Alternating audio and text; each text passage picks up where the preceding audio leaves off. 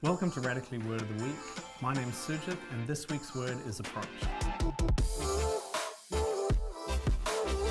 As a consultant, I often work with teams to help them collaborate and tackle challenging issues.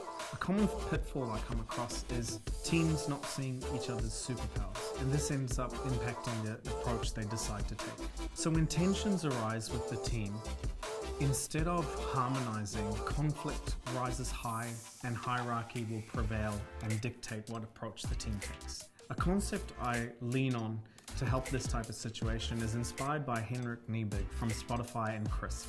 I love using this diagram to help teams harmonize and realize what each of them bring to the table when trying to figure out the right approach.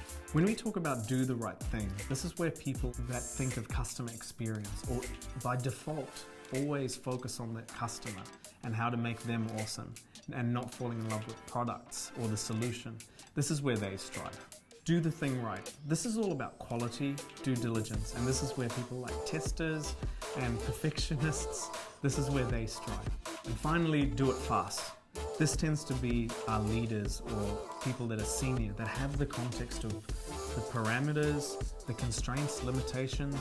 Why do we need to go fast?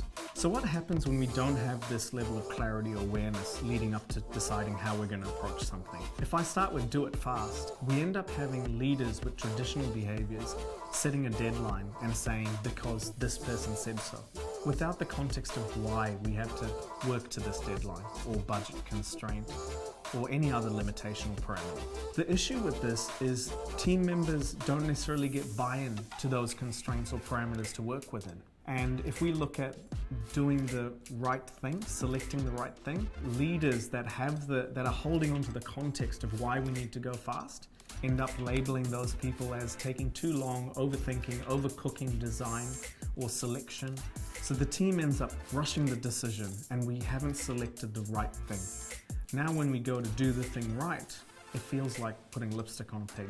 So testing, all that quality, due diligence falls short.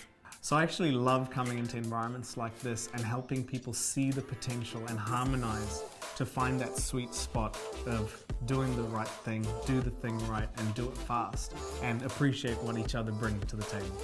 So in a high-performing team where there is a lot of trust, this is what good looks like. Our leaders that understand why we need to go fast don't just tell us deadlines. They let us know why. They let us know about competitors or a risk of losing a big customer.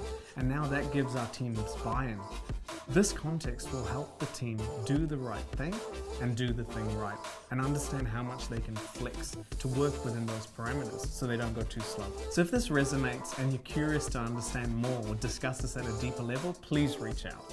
Thanks for watching Radically Word of the Week. This week's word is approach.